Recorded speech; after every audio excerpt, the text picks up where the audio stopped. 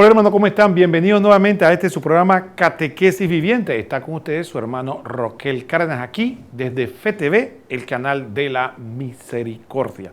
Como siempre, comentando el catecismo de la Iglesia Católica.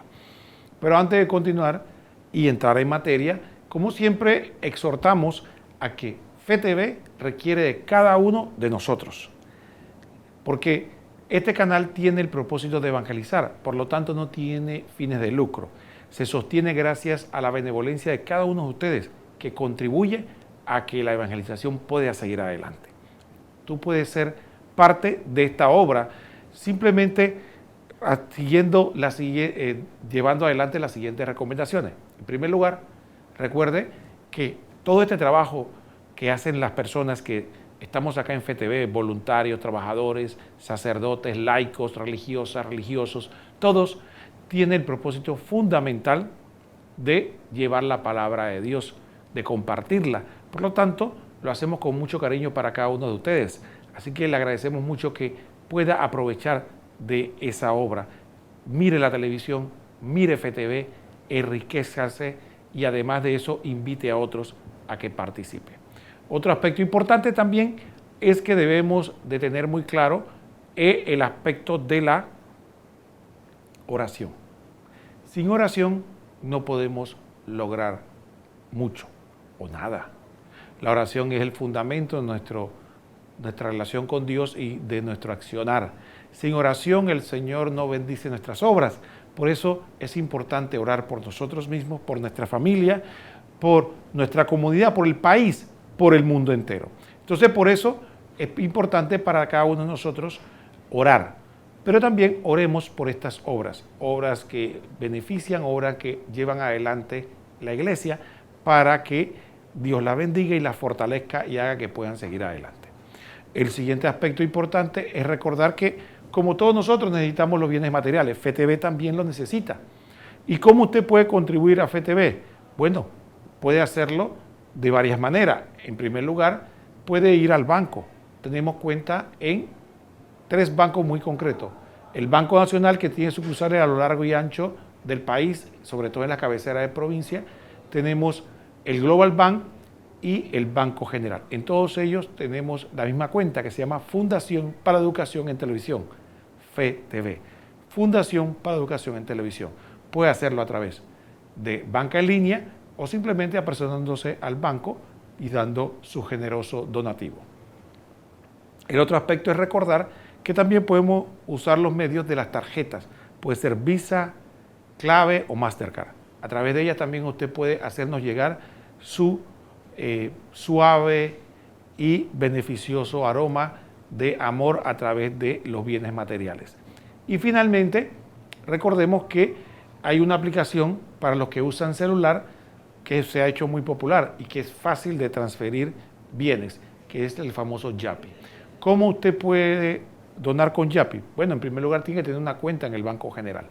Si tiene una cuenta en el Banco General y tiene acceso a banca en línea, usted va a poder a través de esa cuenta simplemente buscar la aplicación del Yapi y en esta ocasión simplemente busca la sección del directorio y busca FETV05 y ahí usted puede donar desde la comunidad de donde se encuentre lo que usted quiera darle al canal para que pueda solventar los gastos tan necesarios. Como usted sabe, este canal, para poder hacer lo que hacemos, requiere darle mantenimiento a todos los sitios de transmisión.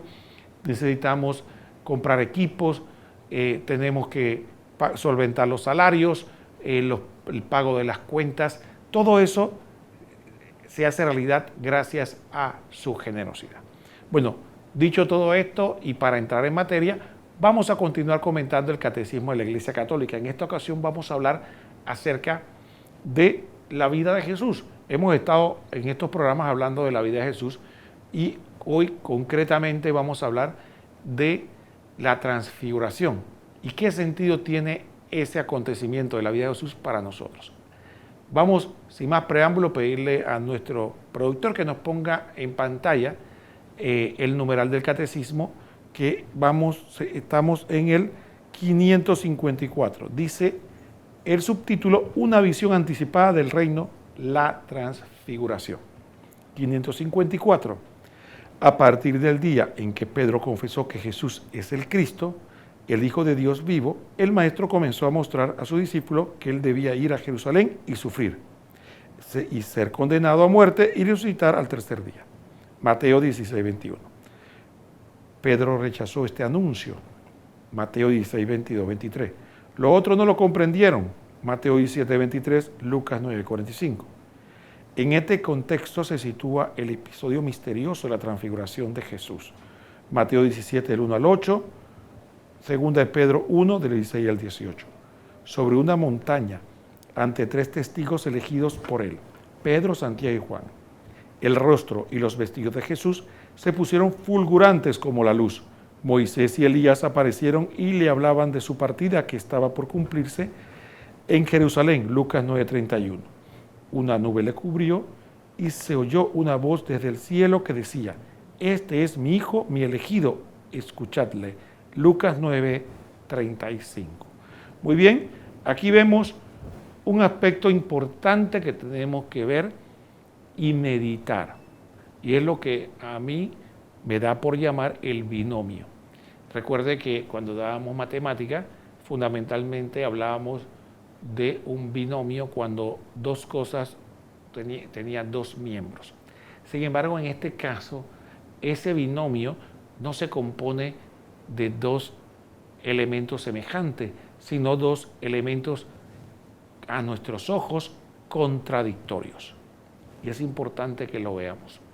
Observemos algunos de estos elementos. Por una parte, Pedro confiesa que Jesucristo es el Hijo de Dios, el Mesías, por lo tanto. Pero al decir que es el Hijo de Dios vivo, no está diciendo poca cosa, está diciendo una cosa grandiosa. Jesucristo es poco menos que Dios hecho hombre. Aunque los apóstoles en ese momento no lo comprendieran, sí intuían que el hecho de que fuera el Hijo del Dios vivo era algo impresionante. Y ya de hecho, a lo largo de esa vida pública, ya Jesús había demostrado la capacidad de poder hacer obras maravillosas que ya dejaban entrever lo grande de su persona. Sin embargo, allí mismo no habían terminado bien de asimilar esa noticia de que es el Hijo de Dios vivo, que es el Mesías, cuando Jesús dice: sí, pero tengo que ir a Jerusalén y no voy a ser coronado de rey, sino que allá voy a ser rechazado, voy a ser objeto de burla, al final voy a morir en una cruz, que era una muerte ignominiosa, horrible y vergonzosa, reservada para los peores criminales, pero al final iba a resucitar. Entonces, lo que le hizo ruido efectivamente a Pedro fue de que, ¿cómo que ahora que yo acabo de descubrir de que tú eres el Hijo de Dios vivo, entonces me dices que vas a ser rechazado? Lo lógico era que vas a ser victoriado, vas a ser reconocido, vas a ser coronado como rey, como nuestro Mesías esperado. No, va a ser rechazado. Entonces, aquí tenemos al Hijo del Dios vivo, poderoso como había mostrado hasta este momento. Entonces vemos el otro aspecto del binomio: cruz, rechazo, humillación. Entonces, ahí viene algo que no viene a congeniar en la mente humana de Pedro. Y Pedro esto le hace efectivamente enfrentarse prácticamente a Cristo. Y la frase de Cristo, que muchas veces pasamos por de lado, cuando Él le dice: detrás de mí, Satanás, porque no piensas como Dios, sino como los hombres. Entonces, esa frase misteriosa encierra esta realidad a la que tenemos que abocarnos todos, porque efectivamente, por un lado, nuestra naturaleza humana nos empuja, nos dirige hacia los valores del mundo, a los valores de la carne. Sin embargo, por otro lado, Dios nos presenta estos 2 aspectos que nos es difícil de conciliar. La grandeza por un lado, pero por otro lado la humillación. Entonces, fíjense, después vamos a hablar un poco más de este concepto de pensar como Satanás y no como Dios. Pero fíjense en el otro aspecto. Posteriormente nos presenta nuestro Señor la transfiguración. Y va estos testigos privilegiados a ver la gloria de Dios manifestada en ese monte, y ver también la gloria de su Hijo, nuestro Señor Jesucristo. Algo realmente impresionante que no podría ser realmente narrado completamente. Ante esa manifestación de Santiago, Pedro y Juan, viene el otro aspecto ahí mismo. Viene los Moisés y Elías, que representan el Antiguo Testamento, le dicen a Jesús: tú tienes que ir a cumplir, ¿no?, tu misión, tienes que ir a cumplir lo que Dios te ha mandado, que es ir a Jerusalén, a morir en Jerusalén. Entonces aquí tenemos la manifestación gloriosa de Dios, pero por otro lado, la humillación. Este mismo Jesús que se le manifiesta a Santiago, Pedro y Juan, son los testigos privilegiados de la transfiguración, son los mismos testigos privilegiados después de Getsemaní, uno de los momentos más difíciles en la que Jesús muestra totalmente vulnerable. Una de las cosas más vergonzosas para nosotros como seres humanos, sabemos, es mostrarnos vulnerables. De hecho, nos protegemos mucho de eso. A nadie le gusta mostrarse a los demás vulnerable, débil, podríamos decir hasta incompetente. Todo el mundo quiere manifestarse fuerte, decidido, claro. Entonces Jesús se muestra, el mismo Jesús de la transfiguración ahora está totalmente, diríamos, golpeado por la situación, a tal punto que llega a decir: Padre, si es posible, aparta de mí este cáliz, pero que no se haga mi voluntad sino la tuya. Y estaba sudando, padeciendo tremendo. Ahí vemos nuevamente el binomio. Estos testigos de ver a Jesús glorificado para verlo ahora humillado. Ese binomio que vamos a encontrar a lo largo del mensaje de la transfiguración es el mensaje que quiere transmitirnos esto de la vida de Cristo. Vámonos a la primera pausa del programa y después continuaremos reflexionando qué tiene que ver con nosotros ese binomio de Cristo y en nuestra vida espiritual. No se vaya.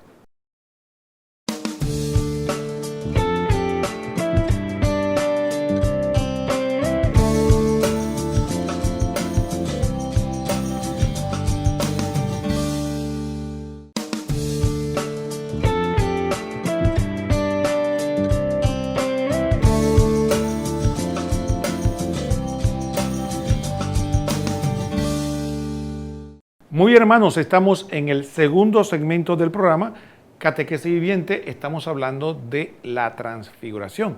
Estuvimos en el segmento anterior hablando del binomio que nos debe hacer reflexionar. Y el numeral que vamos a seguir leyendo, el 555, viene a profundizar este tema. Vamos a pedirle a nuestro productor que nos ponga el numeral 555 para que veamos a qué nos referimos. Numeral 555. Por un instante, Jesús muestra su gloria divina, confirmando así la confesión de Pedro. Muestra también que para entrar en su gloria es necesario pasar por la cruz en Jerusalén. Moisés y Elías habían visto la gloria de Dios en la montaña. La ley y los profetas habían anunciado los sufrimientos del Mesías. Lucas 24:27. La pasión de Jesús es la voluntad por excelencia del Padre. El Hijo actúa como siervo de Dios. Isaías 42:1. La nube indica la presencia del Espíritu Santo. Dice: apareció toda la Trinidad, el Padre en la voz, el Hijo en el hombre, el Espíritu en la nube luminosa. Santo Tomás de Aquino. Muy bien, aquí vemos que efectivamente, entonces, volvemos al tema. Hay un binomio, por un lado la gloria de Jesús y por otro lado vemos lo que se podría llamar la humillación. Entonces, efectivamente, ahí hay una situación que nos golpea y es lo que debemos rescatar de Pedro. Pedro se encuentra frente a una situación.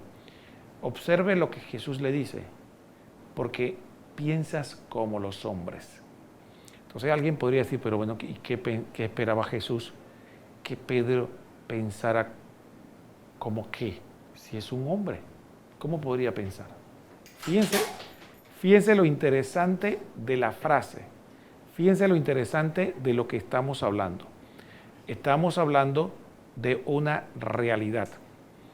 Pedro, en su humanidad, le es difícil conciliar lo que Cristo en ese momento está llevando adelante. Y nosotros que conocemos la historia, también nos es difícil conciliar lo que estamos hablando con respecto a Cristo. Efectivamente, aquí nos podemos vislumbrar y podemos ver el hecho de que sí nos encontramos ante esta situación. Nuestra visión humana siempre va a ser una asociación. La gloria tiene que ir acompañada de el poderío. La predilección de Dios debería acompañada de el éxito, la comodidad. Entonces, de alguna manera, entonces nosotros asociamos que si estamos bien con Dios, si Dios está con nosotros, ¿qué es lo que debemos nosotros recibir en esta tierra? Los bienes que consideramos del punto de vista humano que representan el triunfo, pero sobre todo la felicidad. Entonces, si usted contribuye o ve que Dios está con usted, entonces imagínese que usted hubiera visto a Jesús transfigurado, cuando ve, oye, mi amigo Jesús tiene ese poder. Qué bien, eso significa que cuando yo necesite dinero, porque esa es mi visión de la comodidad, de la felicidad, voy a tener mucho dinero. O tal vez podríamos decir, yo veo a Jesús transfigurado y como mi visión de la felicidad es no tener problemas, entonces sí, entonces yo creo que mi relación con Jesús se debe fundamentar en no tener problemas. Y así podríamos ir mencionando diversos temas, la salud corporal y tantos temas que podríamos mencionar, que cada uno se le puede ocurrir en su cabeza de qué es lo que yo considero que debería ser la felicidad usando los bienes materiales. Entonces, tengo a Dios para obtener estos bienes materiales y entonces ahí encuentro la felicidad. Entonces, ese es el binomio que rompió, por decirlo así, la cabeza de Pedro. Entonces Pedro dice, tú eres el Mesías, el que hemos esperado por siglos, el Hijo del Dios vivo. Entonces, dice Pedro, ahí, entonces, ¿qué es lo que debe venir? El poderío, la gloria, la autoridad y, ¿por qué no?, decir los beneficios materiales que significaría que alguien como Jesús gobernara. Entonces, ¿qué pasa? Dice, no, es que el camino es la humillación, el rechazo, la ignominia de la cruz. Entonces ahí como que Pedro dice, esto no es lo que yo espero y no estás pensando claramente en Jesús, ese no es el camino. Entonces ahí vemos que la tentación de Satanás más común a la que tenemos que enfrentarnos es precisamente la visión que tenemos del reino de los cielos, la visión que tenemos nosotros del Cristo y de, por lo tanto, nuestra vida espiritual. Si nuestra vida espiritual ha sido realmente transfigurada por Dios, ¿cómo lo vamos a reconocer? Cuando nosotros podemos vislumbrar con claridad que el camino de Jesús es nuestro camino y que el estar unido a Dios y ser transfigurado y tener podríamos decir, hasta la comunión y la gloria de Dios en nuestro interior, no significa que entonces es, con la visión de Pedro, en ese momento vamos a recibir pare de sufrir, sino que vamos a tener un caminar de negarnos a nosotros mismos, un caminar de incluso entrar en el sufrimiento, en la dificultad, en los problemas. Y entonces ahí viene el que no ve ese camino, entonces todavía está siendo tentado, está pensando como el hombre, pero como el hombre mundano, como el hombre que no tiene una visión sobrenatural. Y ahí, ¿por qué entonces Jesucristo le dice a Pedro, estás pensando como los hombres? Como un hombre natural, como un hombre estable, como un hombre que solo ve lo horizontal, no tiene una visión vertical, una visión hacia Dios. Entonces, es un ejemplo sencillo. Por ejemplo, cuando usted ve el agua bendita, el agua es por sí mismo algo muy valioso, muy bueno. El agua sacia la sed, riega las plantas y tantos otros usos que podría decir que tiene el agua. Sin embargo, el agua sigue siendo algo natural. Pero cuando recibe la bendición que viene de Dios a través de la iglesia, de sus ministros, se convierte inmediatamente en algo sobrenatural, en algo que tiene una acción específica. ¿Por qué? Porque tiene la bendición de Dios. Esa agua natural fue transformada. De la misma manera, la transformación de nosotros como seres humanos debe permitir que podamos nosotros no solo entender, sino asumir ese binomio de que la vida del cristiano está en el camino de la elevación a Dios, que es verdaderamente nuestra gloria, pero también el camino de la cruz. Entonces ahí viene la transfiguración a mostrarnos que sí, hay una transfiguración, pero también hay un descenso hacia Jerusalén, que fue lo que Jesús le dijo a Pedro: Pedro, no nos podemos quedar aquí como él quería, vamos a quedarnos aquí, maestro, vamos a hacer una choza para ti, para Moisés y para Elías, nos quedamos acá. Dice, no, hay que bajar a Jerusalén. El camino espiritual de bajar a Jerusalén es el camino que podríamos decir nosotros que cuando nosotros nos convertimos y nos encontramos con el Señor, o tenemos ese primer encuentro con el Señor, subimos, elevamos nuestra alma, elevamos nuestro ser, elevamos nuestro conocimiento, nuestra visión, pero eso nos tiene que llevar ¿a qué? A bajar hacia Jerusalén. Entonces, para vencer ese horror que tenemos nosotros a el camino de la cruz, que sabemos que sin cruz no hay verdadera resurrección, no hay gloria. Entonces ahí vemos cómo la transfiguración, a pesar de que es un acontecimiento maravilloso, glorioso, estupendo, nos deja que nos encandilemos y olvidemos el otro aspecto de nuestra vida espiritual, porque que Jesucristo es nuestro modelo. Pongamos otro ejemplo. Pongamos que la transfiguración, por llamarla de alguna manera, ese encuentro maravilloso de la Virgen María con Jesús, con el Padre, el Hijo y el Espíritu Santo, fue en la Anunciación. Pero después de ahí, ¿qué vino? Vinieron todo lo que nosotros conocemos, todas las situaciones difíciles que la Virgen tuvo que llevar adelante, y después con su esposo San José, después de ese maravilloso encuentro con Dios. Entonces sí hay ese caminar espiritual que es importante que lo tengamos presente. Y cuando no lo tenemos presente, muchas veces caemos en ese estado donde quedamos reclamándole a Dios. ¿Por qué? ¿Por qué me pasa esto a mí? Si yo te sirvo, si yo soy catequista, si yo soy delegado de la palabra, si yo soy diácono, sacerdote, obispo, cardenal o el papa, si yo tengo esta misión, ¿por qué me pasa esto a mí? ¿Por qué sufro? ¿Por qué no me salen las cosas como yo espero? ¿Por qué pareciera que estoy nadando contra corriente? ¿Por qué?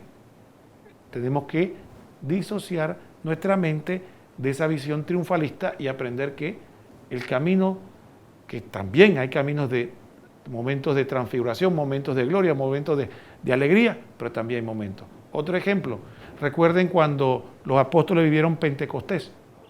Eso fue otra epifanía de Dios, otra manifestación de Dios. Qué alegría, qué gozo, qué entusiasmo, qué fuerza. Pero después vino la persecución. Entonces es algo para meditar no solo en la Biblia, sino en nuestra vida. Vamos a pedirle a nuestro productor que por favor nos ponga el siguiente segmento del catecismo para proceder a leer. Dice así el catecismo de la Iglesia Católica. En el monte te transfiguraste, Cristo, Dios, y tus discípulos contemplaron tu gloria, en cuanto podían comprenderla. Así cuando te vieran crucificado, entenderían que padecías libremente y anunciarían al mundo que tú eres en verdad el resplandor del Padre. Esto es un segmento hermoso de la liturgia bizantina. Muy bien, aquí vemos dicho de manera poética lo que hemos estado hablando, y es el acontecimiento de cómo aprendemos de que Jesús fue no humillado o no fue definitivamente golpeado podríamos decir, por el infortunio, para nada, sino que Él fue realmente, se entregó. Entonces, ahí nos vemos este camino. Entonces nosotros, nuestro camino espiritual es el camino de la entrega voluntaria a las cosas que el Padre Dios permite que nos pasen, a esa entrega, a esa oblación voluntaria nuestra a las cosas. Entonces, una verdadera transfiguración en nuestra vida significa de que ya yo no estoy llevado como hoja por el viento, de tumbo en tumbo, sino que aprendí a que tengo que ser el siervo de Dios y entregarme a su voluntad. Habrá momentos como de la anunciación, como habrá momentos como cuando Jesús nació, que los ángeles cantaron, habrá momentos como Pentecostés, como la transfiguración, como la resurrección, pero que habrán otros momentos también en los que hay contradicción, hay persecución, hay dificultad. Entonces, aprender de que ese binomio se encuentra en la vida espiritual. Ningún santo tuvo una vida de pura gloria, pero tampoco de puro sufrimiento. Tuvo ese binomio que es el que tenemos que aprender y que Cristo nos enseñó de que hay que vivirlo. Ni es un permanente calvario, pero tampoco es un permanente Pentecostés o una permanente transfiguración. Es aprender a vivir como Cristo vivió, sabiendo de que somos hijos de Dios, somos amados del Padre, tenemos la semilla de la eternidad en nuestro interior, pero eso no va a evitar que tengamos que pasar por las cruces que Dios quiere que pasemos en esta tierra. Hoy vamos a poner otro numeral al señor productor para continuar con el segmento de este tema interesante que es la transfiguración. 556, dice el catecismo: en el umbral de la vida pública se sitúa el bautismo, en el de la Pascua la transfiguración. Por el bautismo de Jesús fue manifestado el misterio de la primera regeneración, nuestro bautismo.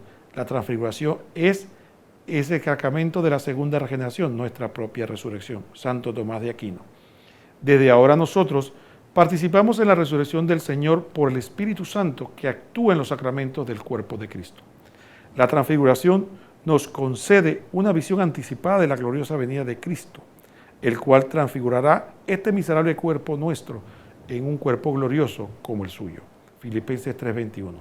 Pero ella nos recuerda también que es necesario que pasemos por muchas tribulaciones para entrar en el reino de Dios. Hechos 14:22. Volvemos, el catecismo vuelve casi de manera poética, usando la prosa, a entrever la realidad, ¿no? Ahí tenemos efectivamente el binomio. Resurrección, cruz. Ese es el binomio. Vamos a hacer la segunda pausa del programa y después continuamos meditando de este interesante tema.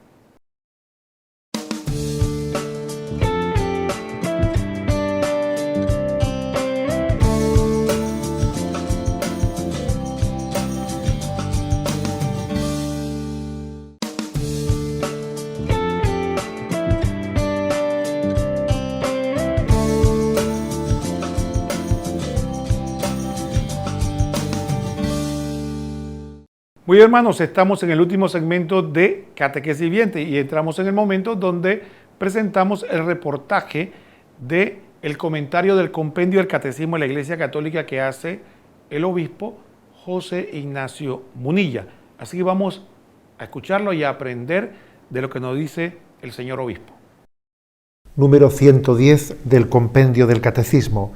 ¿Cuál es el significado de la transfiguración? En la transfiguración de Jesús aparece ante todo la Trinidad, el Padre en la voz, el Hijo en el hombre, el Espíritu en la nube luminosa, es una cita de Santo Tomás de Aquino. Al evocar junto a Moisés y Elías su partida, Jesús muestra que su gloria pasa a través de la cruz y otorga un anticipo de su resurrección y de su gloriosa venida que transfigurará este miserable cuerpo nuestro en un cuerpo glorioso como el suyo. Bien, el contexto de la transfiguración es el siguiente. Después de que Pedro había confesado, había recibido la gracia de decir: tú eres el Mesías, el Hijo de Dios vivo, bienaventurado tú, Pedro, porque eso no te lo ha revelado nadie de carne y de sangre, tú has sido elegido por Dios para revelar quién es Jesús. Pero después de esa confesión de la identidad de Jesús, Jesús anuncia la pasión. Inmediatamente después, anuncia la pasión. El Hijo del Hombre tiene que ser condenado, morirá, y al tercer día, bueno, y eso obviamente escandaliza a Pedro. Esto no te pasará a ti.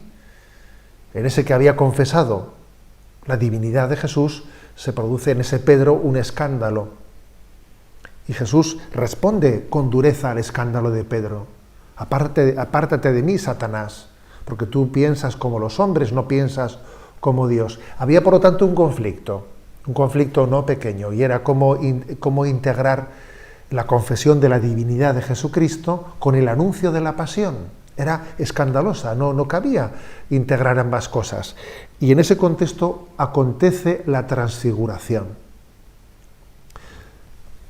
Que vais a ver que la transfiguración pues quiere mostrar cómo la cruz es gloriosa. Acontece en una montaña, en lo alto de una montaña, no se dice el nombre,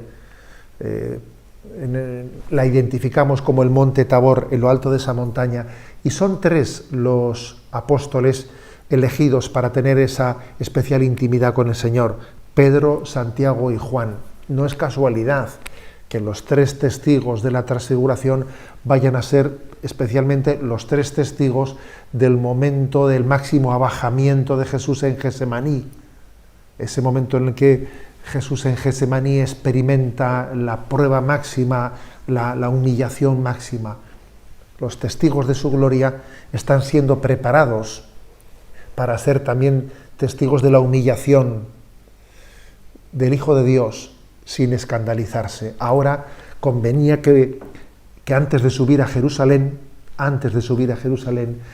ellos tuviesen también la experiencia de la gloria de Jesucristo. Entonces Jesús se muestra reluciente, su rostro reluce, y tiene lugar esa teofanía en la que Moisés y Elías aparecen también junto a Jesús, y Moisés y Elías le hablaban de su partida, dice el Evangelio, en una de las versiones, ¿no?, de la transfiguración, le hablaban de su partida, que estaba para cumplirse en Jerusalén. O sea, es decir, Moisés y Elías, testigos del Antiguo Testamento, uno de la ley y otro el profeta principal de Israel, Elías y Moisés, en ese momento le hablan a Jesús de su partida, es decir, de la pasión, de cómo la pasión va a ser la puerta para la entrada en la gloria. Se está preparando el corazón de los apóstoles, se está preparando nuestro corazón, el de todos nosotros, para que entendamos que la cruz es gloriosa, que no hay resurrección sin cruz, y que tenemos que definitivamente, ¿no?, superar ese miedo, ese pavor que tenía Pedro al anuncio de la muerte de Jesucristo, de la pasión de Jesucristo. La cruz es gloriosa. Este punto concluye con un texto litúrgico que dice, es de la liturgia bizantina, y dice así: en el monte te transfiguraste, Cristo Dios, y tus discípulos contemplaron tu gloria en cuanto podían comprenderla. Así, cuando te viesen crucificado, entenderían que padecías libremente y anunciarían al mundo que tú eres en verdad el resplendor del Padre. Este texto de la liturgia bizantina nos está diciendo, gracias a la transfiguración, los apóstoles después, cuando vieron a Cristo crucificado, pudieron también en ese momento, ¿no?, sostenidos por la fe de María, pudieron en ese momento atisbar también la gloria que se ocultaba en aquella pasión. Así, allí en la transfiguración está teniendo lugar una teofanía, la Trinidad se manifiesta. Y aquí hay una cita en este texto que hemos leído de Santo Tomás de Aquino que dice, en aquella voz que se escuchó estaba el Padre. en aquel hombre que se veía, de cuyo rostro resplandecía luz, estaba el Hijo. Y la nube luminosa que los cubría estaba el Espíritu Santo. Es la teofanía de la Trinidad la que está envolviendo este gran anuncio de que la pasión es gloriosa, la cruz es gloriosa, y que vayamos, caminemos a Jerusalén y no tengamos miedo, no tengamos pavor de ese camino de salvación pensado por el Padre en su providencia. Muy bien, hermanos, ¿qué les parece? Después de haber escuchado esta excelente síntesis y reflexión que nos regala nuestro amado y querido obispo José Ignacio Monilla, que hace un excelente trabajo en las redes sociales, sobre todo en el YouTube, comentando el catecismo y otras cosas, vamos a entrar ahora nuevamente en el tema de la transfiguración y vamos a pedirle a nuestro productor que nos ponga el otro segmento del catecismo que quisiéramos comentar. Dice el siguiente segmento, que es parte del que habíamos leído. Pedro no había comprendido eso cuando deseaba vivir con Cristo en la montaña, Lucas 9:33. Te ha reservado eso, oh Pedro, para después de la muerte. Pero ahora él mismo dice, desciende para penar en la tierra, para servir la tierra, para ser despreciado y crucificado en la tierra. La vida desciende para hacerse matar. El pan desciende para tener hambre. El camino desciende para fatigarse andando. La fuente desciende para sentir sed. ¿Y tú vas a negarte a sufrir? San Agustín. Bueno, aquí muchas veces cuando nosotros hablamos de esta manera, pareciera que algunas personas se asustan porque piensan que nosotros estamos en una religión masoquista, pesimista, derrotista, o tal vez en una especie de culto oscuro que privilegia el sufrimiento, ¿no? Como hay algunos que hoy día se cortan o hay gente que entra en una situación y se cortan porque parece que siente cierto placer en infligirse dolor, o se hacen orificios por todas partes, dolorosos por cierto, pero parece que sienten cierta adicción por ese dolor o por esa situación. Entonces, algunos creen que entonces cuando se habla de esta manera, la religión o la fe católica tiene esa connotación. Pero también se van al otro extremo, entonces creen que la fe católica o el cristianismo es una permanente fiesta. Entonces, ahora resulta ser que tener fe en Dios es que todo me tiene que salir bien, todo debe resolverse, la bendición de Dios siempre va a caer, y solo hablo de los pasajes bíblicos donde hay triunfo, donde hay alegría, donde el Señor bendijo, y en esos pasajes son los que yo me baso, y el que no piensa como yo, no piensa de esa manera, entonces no ha conocido a Dios, a Cristo, que es bueno y que sabe darnos cosas buenas. Entonces ese discurso evidentemente que sesgado, que es lo importante, entonces lo que busca es popularidad, agradar a los hombres. Entonces tenemos que tener, por eso decíamos la transfiguración, el mensaje, y mire que el catecismo que he leído, que lo invito a que lo relean en su casa, no dice una cosa diferente. No se trata de una especie de opinión personal, sino la enseñanza de la Iglesia. Pero eso hay que matizarlo. Así como ese triunfalismo vacío que parece una especie de droga eufórica, porque la gente, usted sabe que se droga precisamente porque no soporta la realidad y quiere vivir en una euforia falsa, irreal, y que no solo es falsa y real, sino que además le hace hacer a la gente insensatez y le daña además la capacidad de discernir. Asimismo, esa euforia falsa que provocan algunos de un triunfalismo sin sentido, tampoco un pesimismo doloroso de que la vida no tiene sentido, de que el sufrimiento es lo único que importa, o que aquí estamos simple y llanamente para pasarla mal y miserable. Tampoco, porque ese tipo de vida es miserable y que yo diría que tiene ambos extremos, tiene una impronta demoníaca. Es la realidad de lo que Jesucristo nos enseñó. No nos habló desde la nube dándonos instrucciones, vino a enseñarnos con su ejemplo cómo es la vida terrena y cómo es nuestra vida. Entonces, efectivamente, nosotros, por mucho que pretendamos huir, nunca vamos a poder huir del sufrimiento. Nunca. El sufrimiento va a ser parte de nuestra vida, nos guste o no. Ahora, pero viene Jesucristo a decir, pero tiene sentido, tiene profundidad, tiene razón de ser. Y entonces es beneficioso para nosotros y para los demás. Entonces, ¿qué más? Usted tiene que o sufre sin sentido o sufre con sentido en Cristo Jesús. Entonces, ahí viene el tema importante. Por eso Jesucristo nos llama. No se trata solamente de decir Señor, Señor. Se trata de caminar conmigo con la cruz. Yo voy con mi cruz y tú vas con tu cruz y caminamos juntos y yo estaré contigo. Entonces, cuando vemos nuestra fe de esa manera, no se trata de estar buscando el sufrimiento.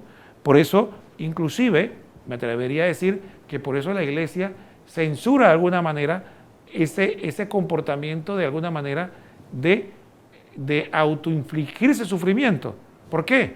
Porque el sufrimiento que nosotros tenemos que recibir no es el que yo quiero o el que a mí me parece que me hace bien, ni siquiera por la virtud. El sufrimiento que yo tengo que tener es el que Dios permite que yo tenga. Y cuando yo recibo algo que yo no pude controlar, que yo no pude evitar, y lo recibo contra muchas veces de mi voluntad, así como le pasó a Cristo en la cruz, entonces digo, Señor, que no se haga mi voluntad sino la tuya. Y esto lo voy a padecer por amor a ti y por el bien de los prójimos. Eso es. Esa es la espiritualidad católica. No se trata de ponerse a caminar de rodillas y desbaratarse las rodillas porque a mí me parece, y cuidado que lo hacemos hasta por vanidad. No se trata de eso. No se trata de que yo esté autoinfligiéndome dolor porque no puedo controlar un vicio. No se trata de eso. Se trata de aprender a ser humilde hasta en eso. Decir, sí, Señor, si no tengo sufrimiento en este momento o mis sufrimientos no son grandes, esa es tu voluntad y tengo que vivir en esa situación porque eso es lo que tú quieres y ser fiel a ti en esa situación. Pero cuando me toque Getsemaní, cuando me toque la cruz, entonces diré, el Señor me lo dio, el Señor me lo quitó. Bendito sea el nombre del Señor. Y esa espiritualidad es la que nos fortalece. Y ese camino, fíjense que en Cuaresma, cuando estamos en medio de un momento de penitencia, la Iglesia pone en medio de la penitencia la transfiguración del Señor, para mostrarnos ese famoso binomio, ese famoso encuentro con Dios, ¿no? Maravilloso. Y fíjense cómo de la cruz y del dolor y la humillación surge la resurrección.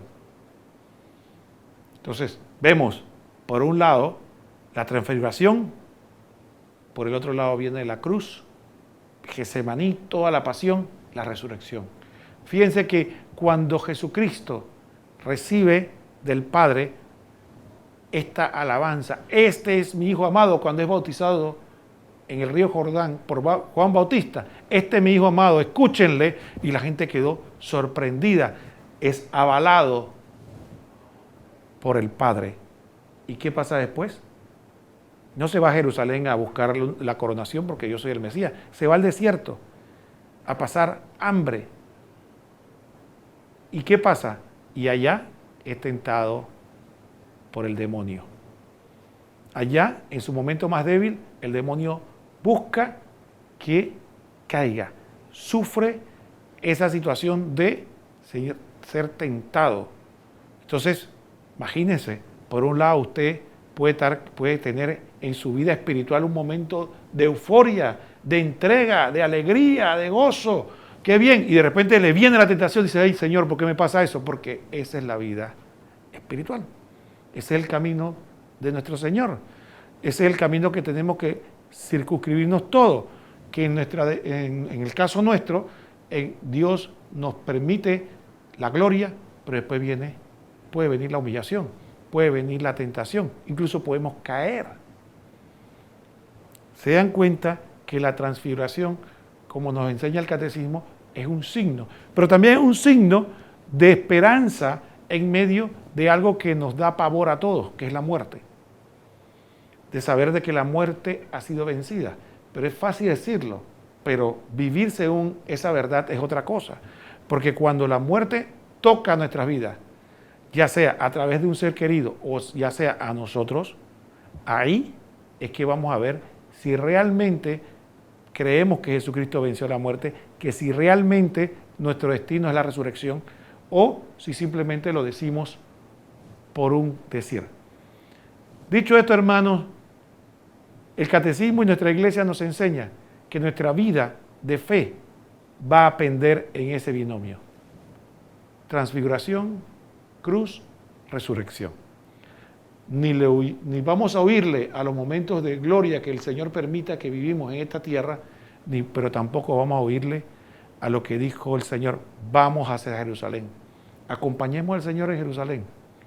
Así que aprendamos a vivir en medio de esta situación. Que el Señor nos dé la gracia de vivir en el binomio de la gloria y de la humillación. Ha sido un verdadero privilegio estar con ustedes aquí en otro programa más de Catequesis Viviente. Estuvo con ustedes su hermano Roquel Cárdenas. Que el Señor los bendiga a todos. Hasta pronto.